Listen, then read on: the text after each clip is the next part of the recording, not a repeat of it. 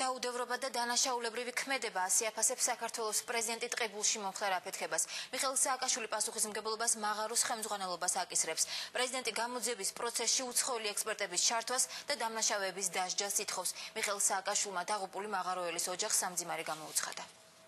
იყო პუშინ მაღაროში აფეთქება და ერთი ადამიანია დაღუპული, რამდენიმე არის დაშავებული, მათ შორის ერთი მძიმედ და როგორც მეკუში ღამის შემატყობიეს ამის შესახებ, როგორც კი მოხდა, ღამის 4-ის ნახევარს დაახლოებით 3 საათზე.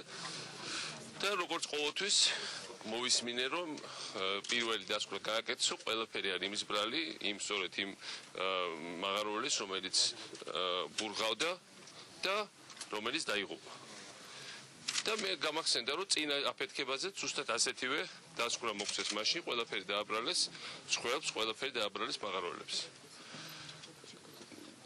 საქმე იმაშია, რომ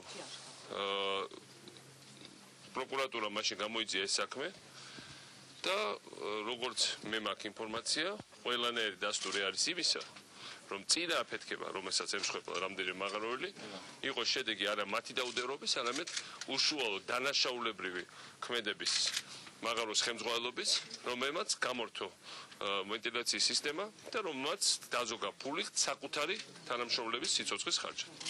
ამგვარად ესა და შემდეგ ზედამხედველობის სამსახურები, რომელთაც ევალებოდათ ამას დასკვნის დაწერა და დაწერეს ზუსტად ის ხელისმწყობის პრინციპით, რაც უნდოდა ამ მაღაროს ხელმძღვანელობას და ამ ბიზნესის ფლობელებს.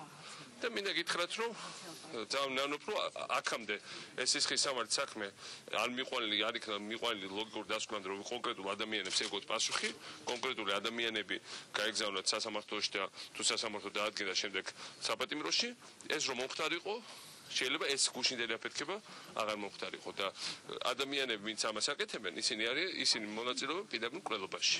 და ვინც ამას იფარავს, ისინი არიან მკვლელობის თანამონაწილენი.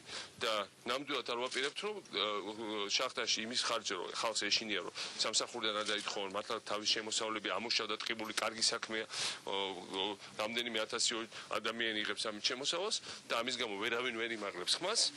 ნამდვილად არ ვაპირებთ, რომ ეს ყველაფერი მათ შერჩეთ.